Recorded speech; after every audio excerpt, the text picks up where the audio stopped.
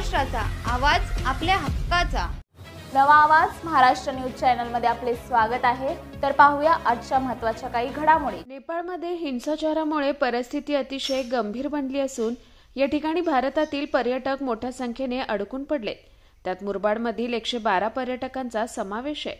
मुरबाडमधून 2 group नेपाळमध्ये पर्यटनासाठी गेलेले आहेत। नेपाळमधली परिस्थिती गंभीर बनल्यानं भारताच्या सीमारेषा बंद करण्यात आल्या।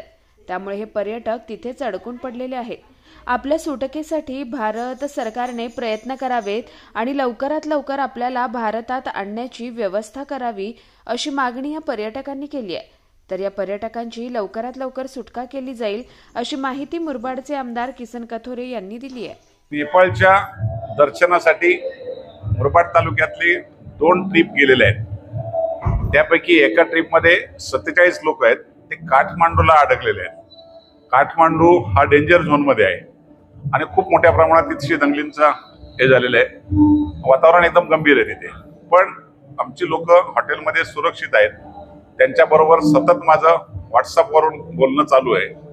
त्याच्यानंतर 65 लोक आहेत, ती पोखराला आहेत। पोखरामध्ये जास्त काही गोंधळ नाहीये, पण जाळपोळ चालूच आहे। त्यामुळे पोखरामधल्या लोकांना सुद्धा हॉटेलच्या बाहेर निघायला मनाई केलेली आहे। मिलिटरी वाले सुद्धा बाहेर कोणालाही फिरू देत नाही। त्यामुळे एकदम डेंजर परिस्थिती नेपाळची आहे। पण त्यामध्ये राज्याच्या मुख्यमंत्र्यांच्या बरोबर संपर्क साधून आपण त्यांची व्यवस्था करण्याचा खूप चांगला प्रयत्न केलाय।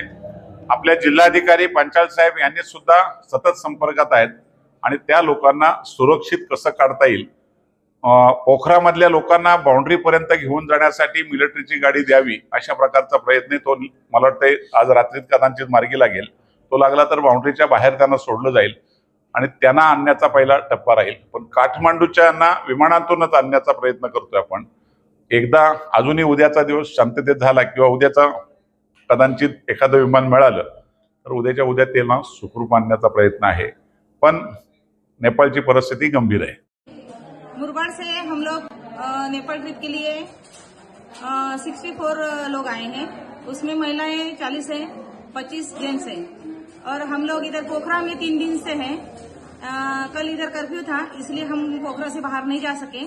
मिलिट्री के लोगों ने बोला है कि आप बाहर मत निकलो, लेकिन हमारी भारत में जाने की व्यवस्था सरकार ने करनी चाहिए। ऐसा हमें लगता है कि आप लोग हमें सहकार्य करें, क्योंकि 40 महिलाओं का प्रश्न है। इधर महिला नहीं रहती तो हम लोग कुछ नहीं बोलते, लेकिन महिलाओं को सुरक्षित आप हमारे कंट्री में वापस कर दो, बस इतना ही आप सरकार से विनती है। इस बड़े डिजिटल दुनिया में हर बिजनेस की एक कहानी है जो सुनाई जानी बाकी है। THRM में हम आपके डिजिटल सपनों को हकीकत में बदलते हैं। सोशल मीडिया से लेकर वेबसाइट्स तक, SEO से लेकर गूगल माई बिजनेस तक हम आपकी ऑनलाइन प्रेजेंस मैनेज करते हैं, वो भी ऐसे प्राइसेस में जो आपकी जेब पर भारी ना पड़े। उल्लासनगर से लेकर फोर्ट मुंबई तक हम आपके डिजिटल सफर में आपका साथ देंगे। हमारे साथ जुड़िए और अपने बिजनेस को डिजिटल युग में फलते फूलते देखिए। THRM डिजिटल मार्केटिंग एजेंसी, जहां से आपका डिजिटल सफर शुरू होता है। बातम्या पाहण्यासाठी चॅनलला सबस्क्राइब करा, बेल आयकॉनवर क्लिक करा आणि रहा सतत अपडेट।